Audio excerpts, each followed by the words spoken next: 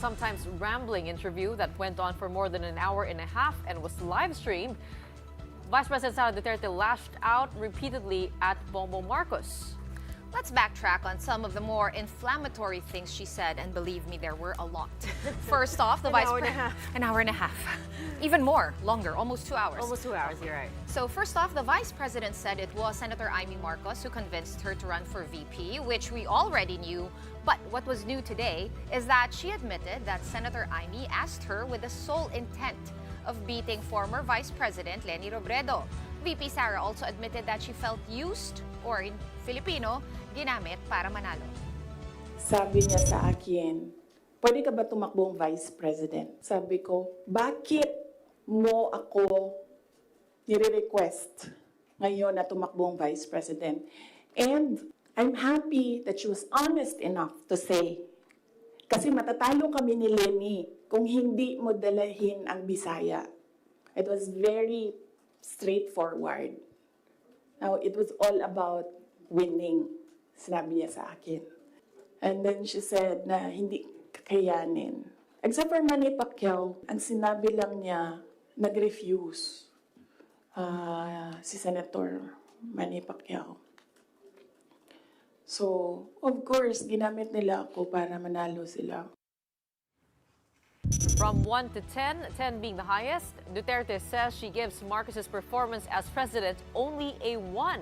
She also said the relationship between her and Bongbong had gotten toxic and that at one point she fantasized about cutting his head off.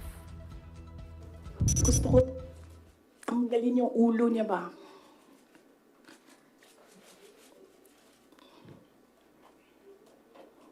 I realized toxic na yung relationship. Hindi ko kasalanan that we are on this road to hell. Hindi ko kasalanan kung hindi marunong. Kasi kung alam mo naman na may kakulangan ka, bibilisan mo yung gagawin mo para mag-catch up. Hindi ka naman uupo lang doon na parang, may kakulangan talaga ako. Nasabi ko kanina, 10 is the highest, 1 lang ang rating niya. Sabi ko lang kanina, di ba, kung kayo gusto niyo, wala man akong problema. And finally, Duterte was also asked about the hearings at the lower house investigating the alleged misuse of funds by her offices, DepEd before she resigned, and the OVP. She said that that was a fishing expedition for a possible impeachment case against her and that she herself has noted 5 grounds of impeachment against Bongbong. The thing with the hearing is kung makikita mo, kahapon, hindi ko napanood, kaya hindi ako mag-comment, pero nakita ko sa transcript na kahit anong sabihin ng tao na nakaupo doon, ng resource person, kukontrahin siya noong nagtatanong. Kasi bakit ba? Kasi nga, sa simula, sinabi ko, gusto nila mag-impeachment. Hindi nila magawa kasi wala silang kaso for impeachment. So, ang ginagawa nila dyan, nagfi-fishing sila na nagfi-fishing, gahanap sila ng hanap. Alam nyo, before ako umupo, alam ko, impeachable officer ako. So, binasa ko yan. Ano ang impeachment? What are impeachable offenses? Ano ang pwedeng gawin mo na ma-impeach ka? Si BBM, sabihin ko sa inyo, may listahan ako ng 5 bagay na impeachable offense niya. Pero sa tingin niyo, papasa dyan sa House? Of course, hindi. We have asked Malacanang for a response, but so far only got the statement from PCO Secretary Cesar Chavez. No statement from the OP or the Office of the President for now. Well, over in the House, leaders did not take the Vice President's allegations sitting down. In a joint statement by Senior Deputy Speaker Aurelio Dong Gonzales Jr. and Majority Leader Manuel Jose Manix Dalipe, the two called on Duterte to stop diverting attention from the allegations of fund misuse. Gonzales said public funds are at stake here. Stop diverting the issue and address the controversy directly. Huwag puro iwas, the people deserve clear answers.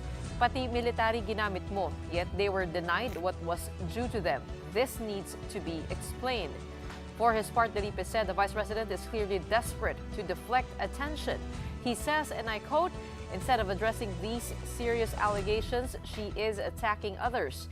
The education system declined under her leadership and public funds were mishandled. She must take responsibility. It is time for Duterte to stop dodging and face the music."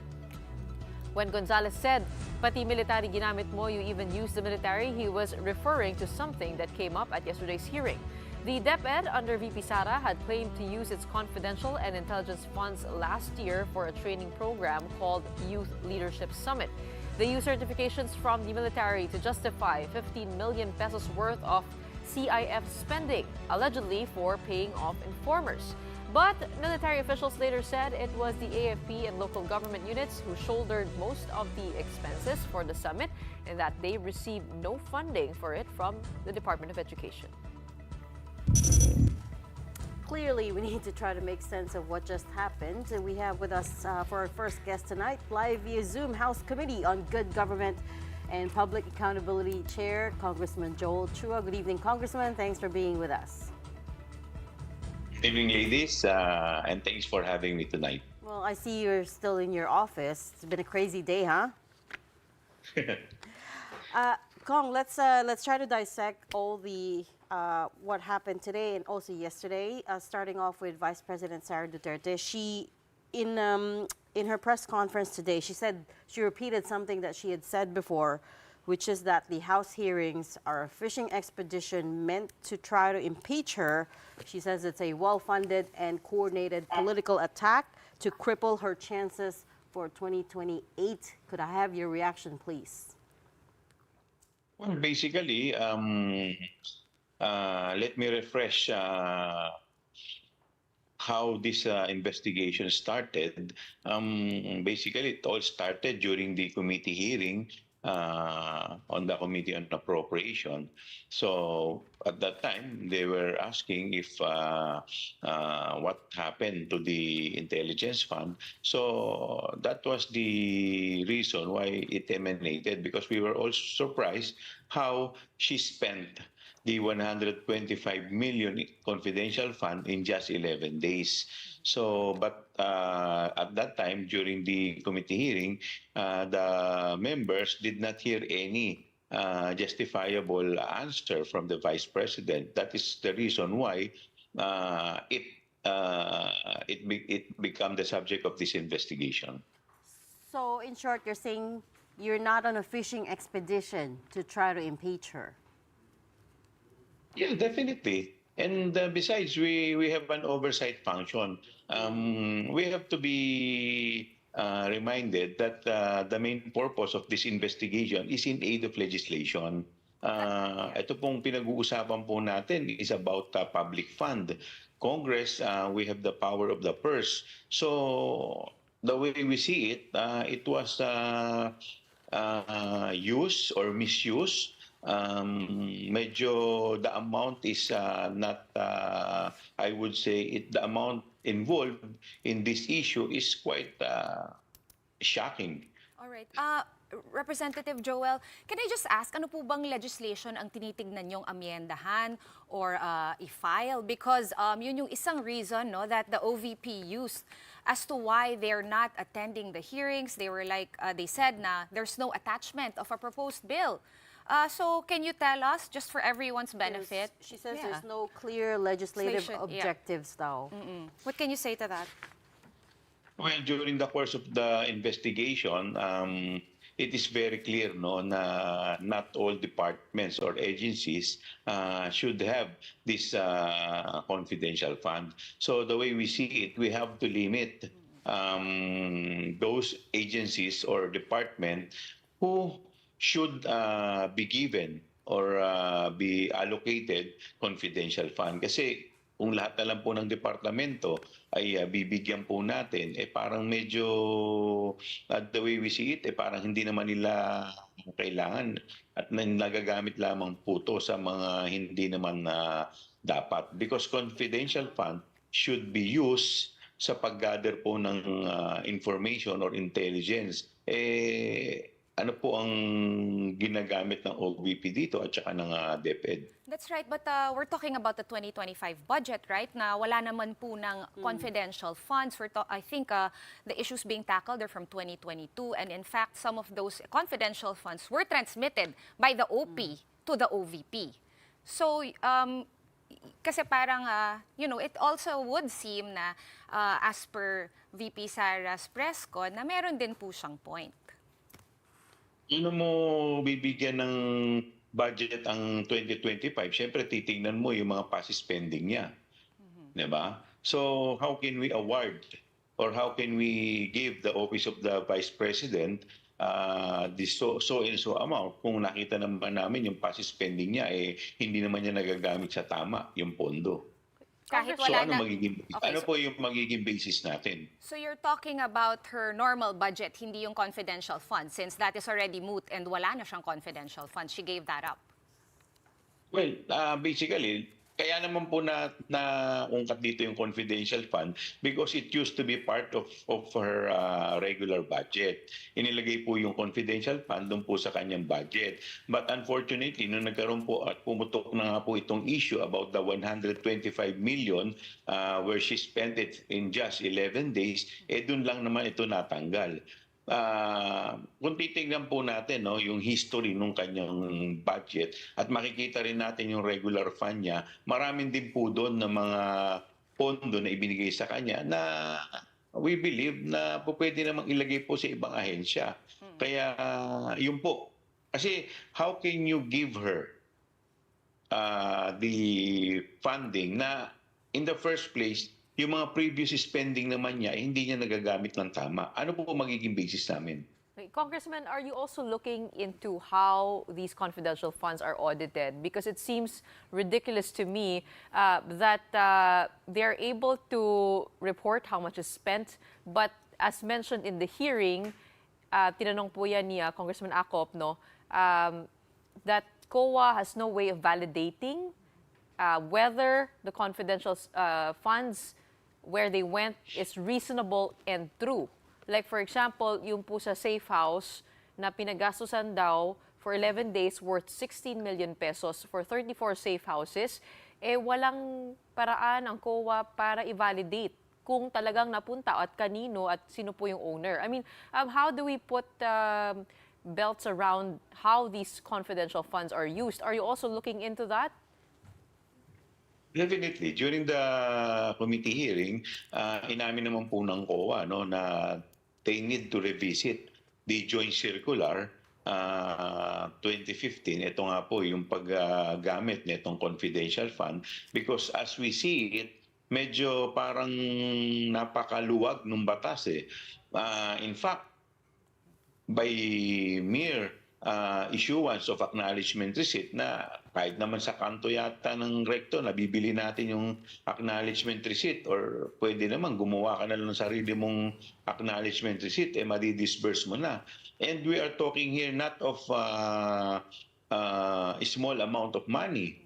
Medyo ang laki po ng pera na pinag-uusapan po dito, 125 million in just one quarter. And we are talking here of four different quarters. Last quarter of 2022 and the first 3 quarters of 2023. So just to get back to Gretchen's question. Wait. Let me just call up the graphic on that. We have that graphic showing that 16 million pesos were spent across the 4 quarters. Go ahead, John. So going back to Gretchen's question actually, meron po ba kayong tinitignan na bill na ifa-file to better audit the funds? And if so, as early as now, what are the proponents of that bill that you're looking at? Well, during the committee hearing, inamin naman ng COA na they need to revisit the joint circular. With respect to the bill, we will have to talk about it, but the way I see it, mas mabilis Yung immediate concern dito, yung joint circular, kailangan mapalitan na to, ma-revise na agad ito. Dahil kung ganyan po yung mga could you imagine doon po sa 16 million na rentals, meron po doon dalawang acknowledgement receipt worth 1 million each. So, in 11 days, saan ka po nagrenta ng 1 million? Wala man pong justification, ni walang specification. Hindi po namin alam kung saan po ito nirentahan. Ito po ba ay building? Gaano kalaki ito? Ilang araw? Kung makikita rin po ninyo doon sa dalawang 1 million na acknowledgement receipt, yung isa po dated December 26, yung isa naman po was dated December 28. So how did they spend it? In 4 days po ba yung 1 million? Or yung duration ng period na 11 days? So lahat po wala eh. Wala pong masasabi natin na specification or at least makalagay man lamang doon kung saan nagamit ito or kung saan ang location. Congressman, just very, very curious, what do we have now in the law that allows COA to hold, for example, the OVP accountable for this, given the nature of confidential funds na hindi po na-audit ng thoroughly yung paggastos po niyan, can COA do anything at this point? Can they file cases if this is not explained well? Do we have anything on that in the law? Well, I understand that may proseso po yan eh. First, they will issue AOM o Audit Observation Memo, and then magkakaroon po ng Notice of Disallowance and then Notice of Suspension. Tapos mga appealable pa po yan. But definitely, the fact na may AOM ka, ibig sabihin, meron ka ng misuse. So may hindi ka na ipaliwanag na sa paggamit mo. May mali na sa paggamit mo. But, one thing for sure, no, dito po sa mga nangyari, masyadong lax yung parameters nila. In fact, lahat po ng mga justification doon parang pro forma lang. Yung justification sa rentals, justification sa pagbili ng food and medicine, lahat po yan puro acknowledgement receipt lang. So makikita mo pare-parehas, even the granting of awards or rewards, pare-parehas lang po. So paano po yun? Parang lang para ka na lang namigay ng pera ng ganun-ganun na lang. Yeah. Congressman, let me come back to the 16 million peso figure. We were listening to the whole hearing yesterday, and I know it was also raised the issue of bakit pare-pareho yung amount, right? Which was a bit odd, given that they were spent across different numbers of days. I didn't quite get a straight answer out of it. Do you understand it better now? Yung pare-parehang amount, 16 million, like for example, in the fourth quarter of 2022, yun nga, tinatanong namin, 16 million in just 11 days, 16 million in 50. So, ano ba? Problema, wala pong specification until now eh. So you don't know. So, lahat puro puro acknowledgement receipt lang. So, that's why I think we need to revisit this law, this joint circular.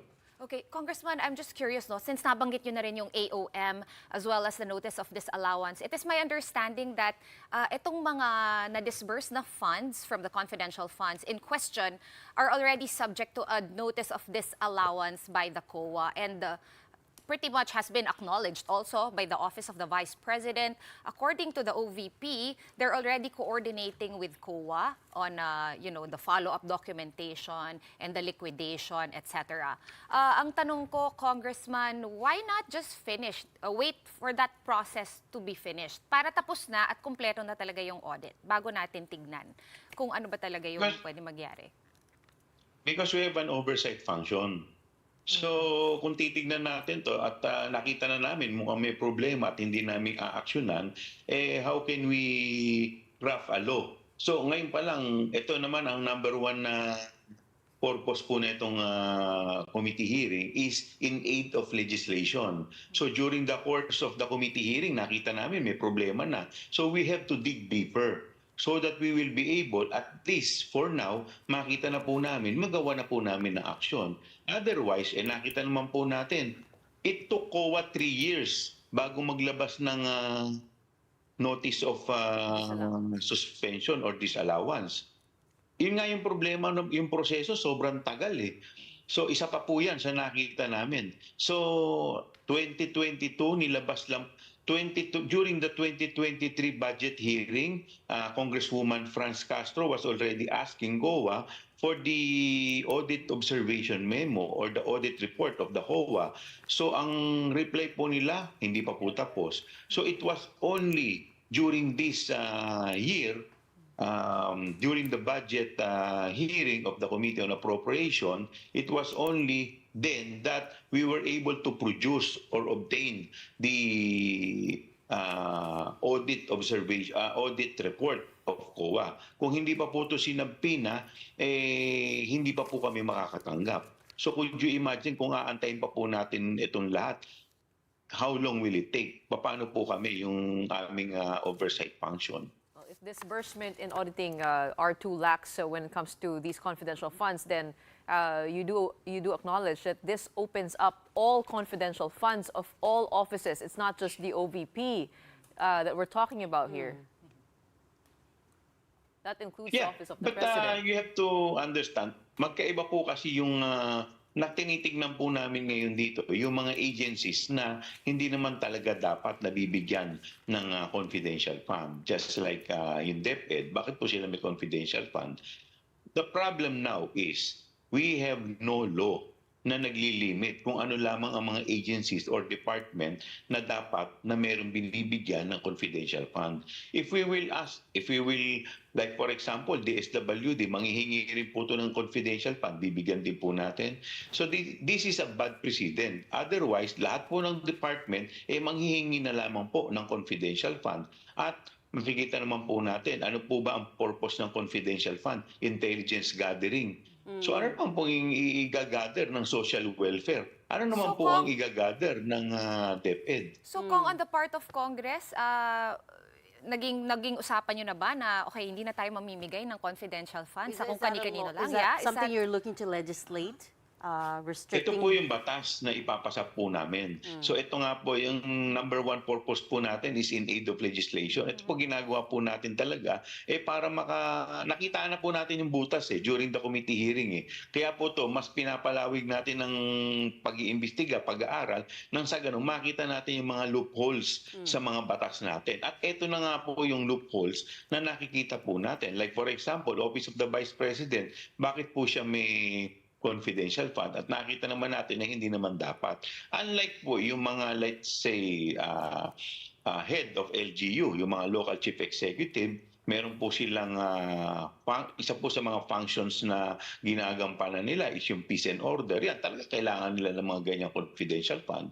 Office of the President, AFP, PNP, Department of National Defense. So lahat po yan kailangan. But what about the other department? Right. So are we saying na kahit na hindi ka involved sa mga intelligence gathering, dapat basta pag nanghihingi lang, bibigyan? Right. Because we have no law na naglilimit po dito. Sana po, bukod dun po sa disbursement po sa tamang departamento, pati yung auditing, maisama nyo dyan sa i-legislate nyo pong batas.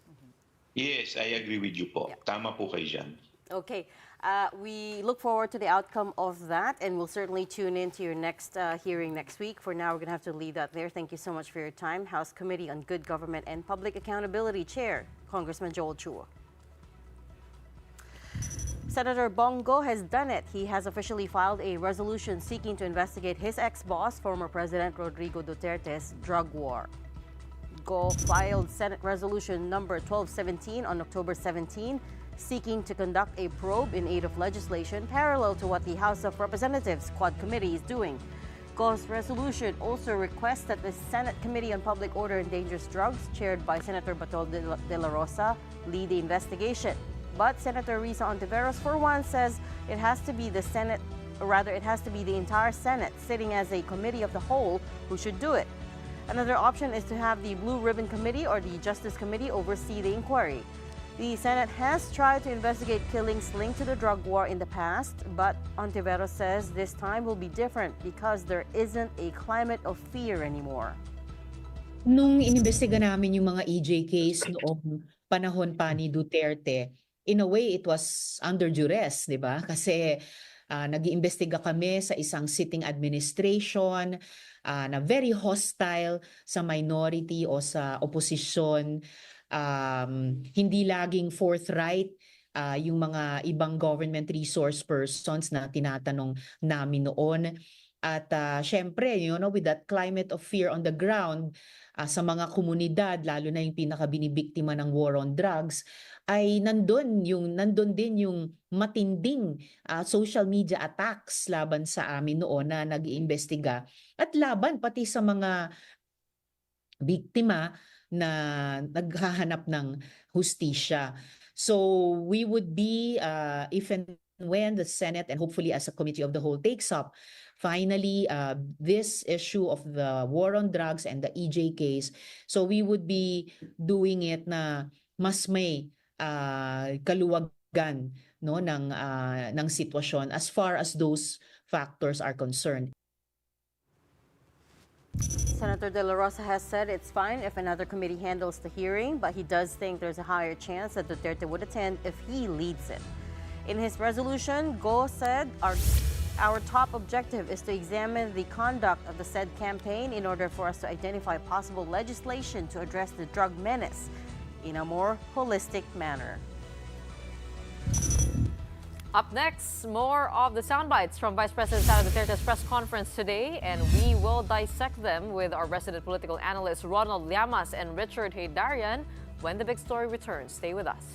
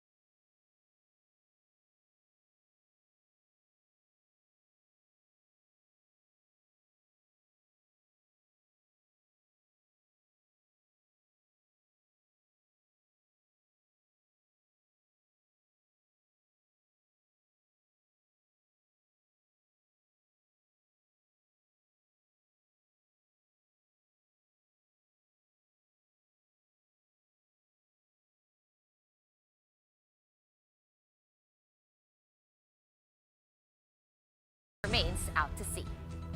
Isang beses sinabihan ko talaga si Senator Amy. Sabi ko sa kanya, kung hindi kayo tumigil, huhukayin ko yung tatay ninyo. Itatapon ko siya sa West Philippine Sea. Sinabihan ko si Senator Amy. One of these days, pupunta ako dun, kukunin ko yung katawan ng tatay nyo. Tapon ko yan dun sa West Philippine Sea. The Vice President was also asked what she thought of President Marcos saying last week that he always thought they were friends, but maybe he was just deceived. For the love of God, presidente ka na. Importante pa ba yung nararamdaman mo? Di ba kapag presidente ka, hindi na importante yung pagod mo, yung luha mo. When you are president, importante dyan yung nararamdaman ng taong bayan. Yung bansa. Yun yung naisip ko when I heard it na parang talagang may panahon ka mag-isip about deception ng isang babae dyan. Ang dami mong oras. On big days like today, we have to call in our One News heavyweight resident political experts, and I'm talking about our resident political pundit, Ronald Llamas, and geopolitical analyst and academic and vlogger, Richard Haydarian. Welcome back to The Big Story. Oh, Richard, naka-mute ka. Self-proclaimed vlogger. Can you hear me now? Okay, all right. We're glad to have you. It is a Friday. Di na ako magsasalita, si Richard na lang. Parang napapansin ko yung mga eksplosibong issue ay napupunta na sa Friday, ano? Oo. Parang Kung hindi may Saturday or suspense, Sunday. May konting hinga bago pwedeng i-pursue. Pero eto na nga, no? Unang-una, I mean, just taking a look at the timing of this press conference, ang sabi ni VP Sara kanina na I've promised the reporters a sit-down interview, and now I'm actually going here to explain to you several issues, and that was an hour long, more than an hour long. I mean, is this a diversionary tactic, and what is the Vice President trying to do here? Napakaanghang ng mga salita niya, talagang may pangil sa Tagalog. Who would like to start off? Ronald, you want to go first? The Vice President never fails to amaze me. Pero this long press conference or interview brings my amazement to a new level.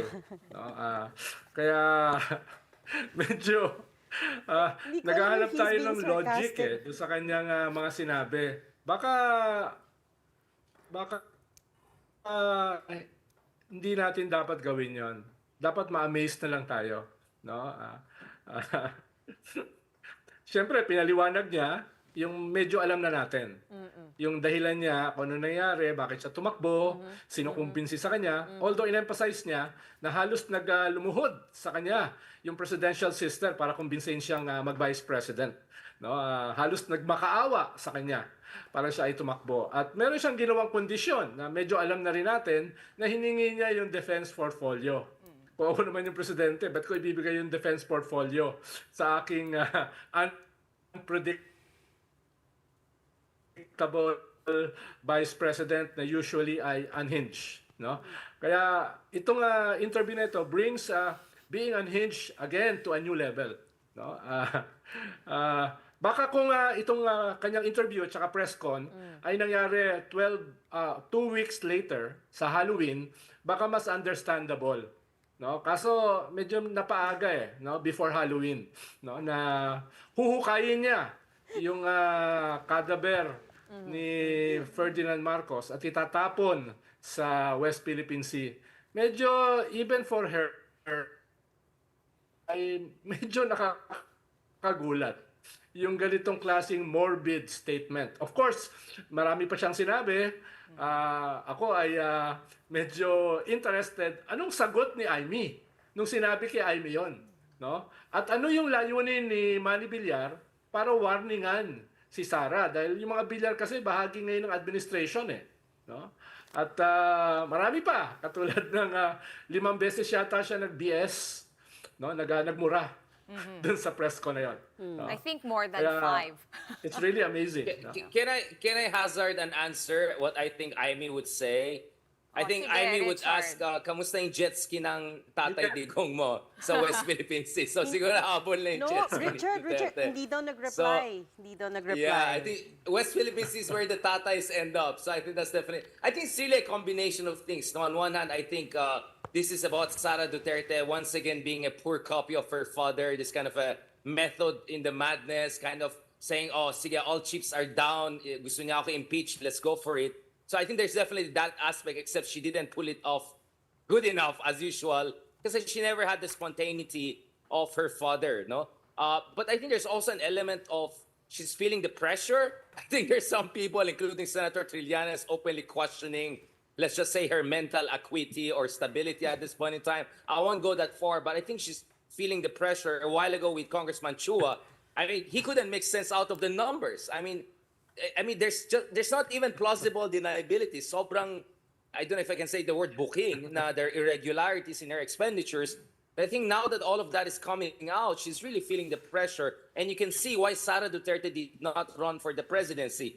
She deep inside knew national politics is perhaps above her level. And now those vulnerabilities are definitely coming out.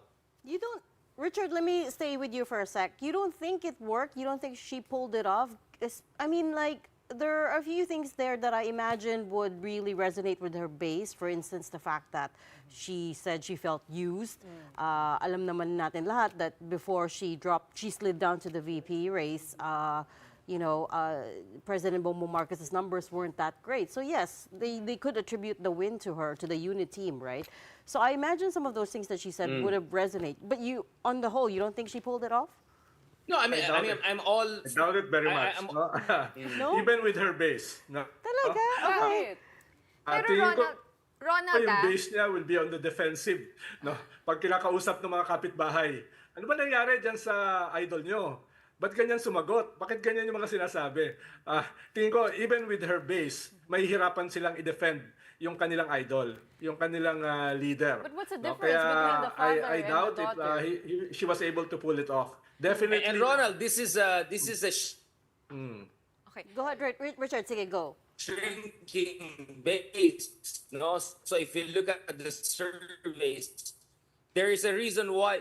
There's a reason why not a single Duterte ran for the Senate, right? Few man tatakbong bilang senador. Now, not even a single one of them is running for the Senate. So base shrinking, you cannot just sing to the convince and the choir. You have to play the mainstream game. And I think Sara is really failing to reach out to the rest of the electorate who have been alienated or are losing confidence in the Dutertes.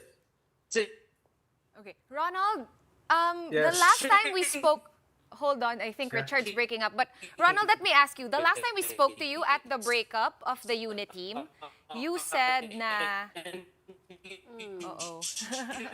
Okay, you said that Sara is going to be the fiscalizer. Would today be kind of an attempt at being the fiscalizer of the BBM administration? Well, usually binabanggit natin, o katulad ng binanggit ni Richard kanina, a method in their madness. Halimbawa, nung tinawag niyang tambaluslo si Speaker, no? Halimbawa, nung sinabi niya na tatakbo yung 3 Duterte sa Senado, na malinaw naman hindi mangyayari. It was to change the narrative, no? It was to turn the tables doon sa kanyang mga kalaban, no? Katulad nung kanyang pagharap sa budget hearing sa Congress.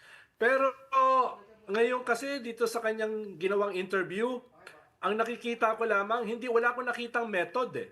Ang nakita ko lamang ay madness. No? Kaya siguro kinokorek ko lang si Richard na wala akong nakikitang method in the madness. madness is the method. Yeah. Before nakikita mo yan eh. Digong, sa brother, sa kanya. Ngayon, halos totally, there is no longer any method in the madness.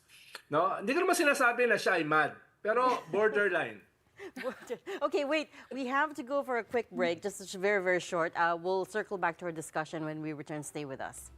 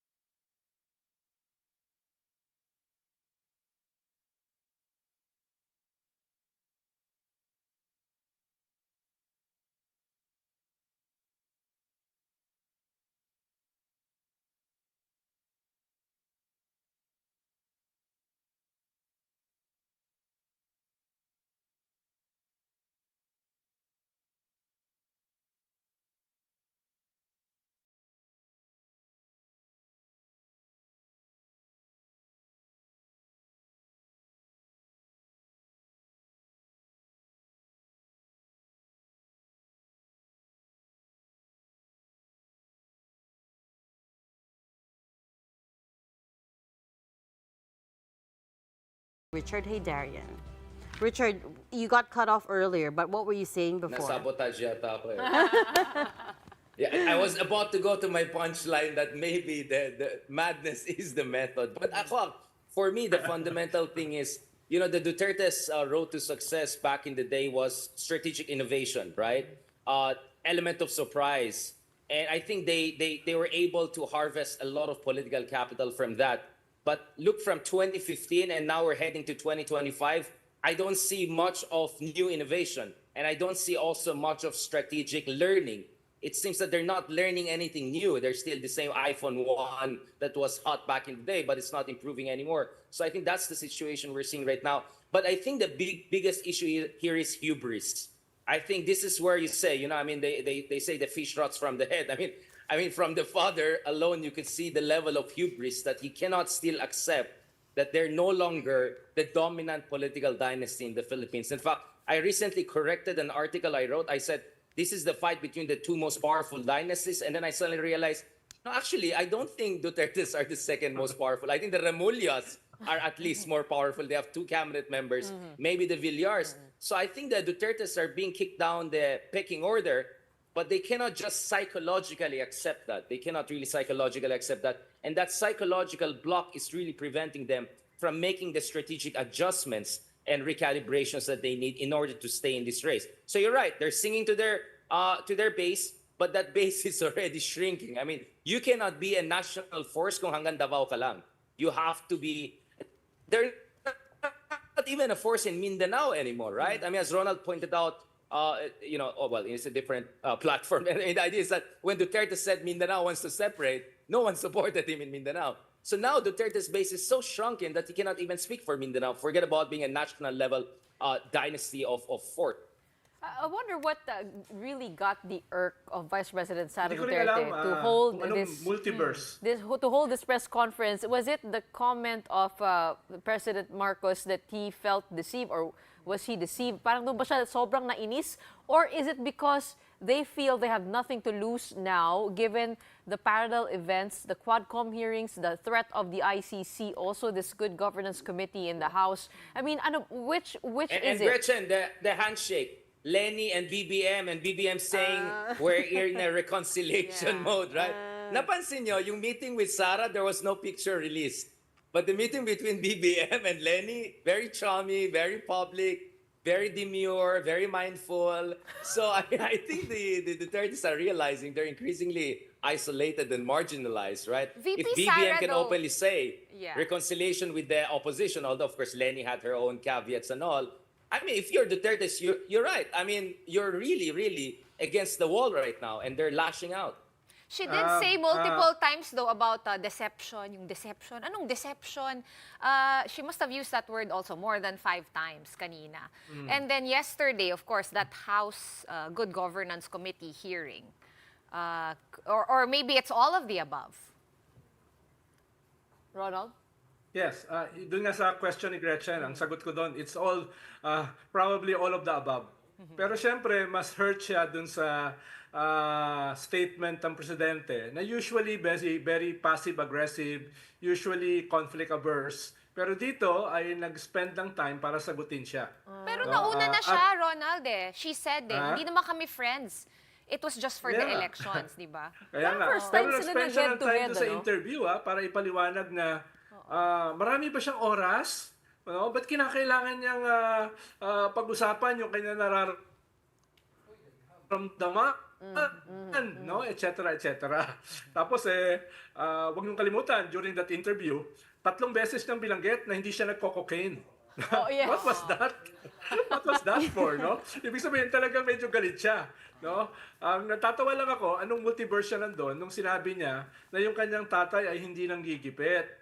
Yung tatay niya ay hindi ginigipit si Vice President Lenny, hindi tinanggal sa posisyon. Of course, tinanggal sa posisyon as drug czar pagkatapos i-appoint. At syempre, hindi daw ginigipit yung mga kaalyado ni Lenny. Yung 7 taon ni Laila de Lima sa kulungan na lahat ng mga testigo ay umatras. Yung ba ay hindi panggigipit? Yung more than 35,000 na namatay sa extrajudicial killings. Kung hindi panggigipit yun, hindi ko alam kung anong tawag doon. Genocide, katulad sa Gaza, saka sa Lebanon, no? Baka nga mas marami pang namatay kesa sa Gaza, no? Dito sa tokhang natin. So, hindi ko alam kung anong multiverse nakatira si Vice President para i-volunteer yung ganong idea na yung kanyang tatay ay hindi nanggigipit. Dapat iwas ka na ron You make yourself vulnerable. O kaya amazed ako dun sa interview niya kahapon. So now, gentlemen, what is your read on the relationship between Vice President Sara and Senator Amy? Because before today, we thought there was still some friendship there. But then apparently, VP Sara had threatened to exhume their father's remains and throw it out to the West Philippine Sea, which, as some people are pointing out, parang one of the first few mentions of the West Philippine Sea she's ever made. Yun pa, right. Threat pa siya, right? So parang it's a bit extreme. So how are you reading the relationship between the two ladies now? Regina, talagang laglagan na ito, no? Laglagan na. Pero very difficult yung position ni Amy. Dahil umalis siya sa administration slate, apparently, para dumikit sa mga Duterte. At ito yung nakuha niya for leaving the administration slate. Sasabihin ko sana poetic pero that could be too harsh, no? Pero nasan siya ngayon? Saan siya pupulutin ngayon, no? Ganyan yung attitude ng kanyang BFF. Talagang, but Ronald, this is not the first time, right? Remember si Baste also a few months ago implied na essentially Karen to si Amy, like anong pinagsasabi. Like, this is not the first time that the Duterte has been shading Richard, her. Pero si Basti kasi tsaka si Amy, hindi naman talaga sila close. No, they were never close. Si Sara at saka si Amy, kasama pa nagbabike yan, di ba?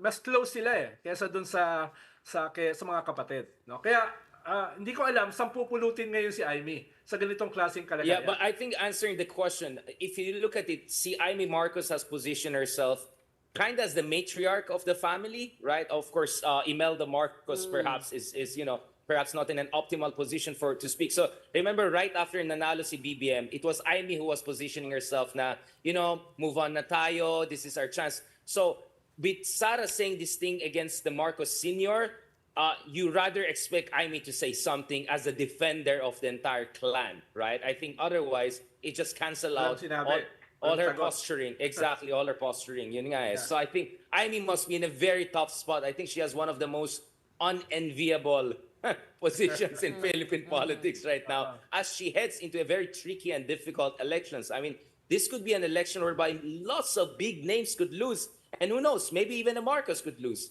in the 2025 elections. As we speak. Though, last week we did have Amy Marcos. At sabi na, tinanong namin kung kailan niya last. Naalala niyo nung last Halloween? Nakasuot siya ng Wednesday attire. Naalala ko yung Coachella outfit. Pero last week we had Amy Marcos.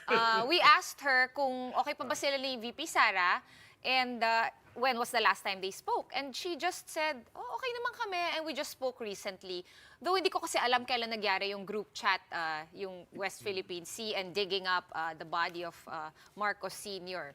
So far, as of last... Pero Sean, kahit mas later siya nangyari or earlier, the very fact na sinabi niya kahapon, puts Amy in a spot. Dahil kahapon niya sinabi. Exactly. So, lalong mapapasama si Amy kung hindi siya sumagot kung yan ay nangyari a month ago or 2 months ago, lalong malalagay sa spot si Amy. Kaya, medyo, whether yan ay sinabi last week or last month, hindi, sabi nga ni Richard, hindi enviable yung position ni Amy. Do you think she's gonna reply?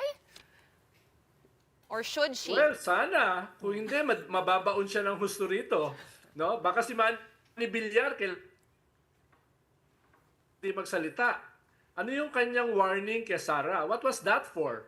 Lalo na nasa administration slate yung kanyang anak, yung kanyang paboritong anak.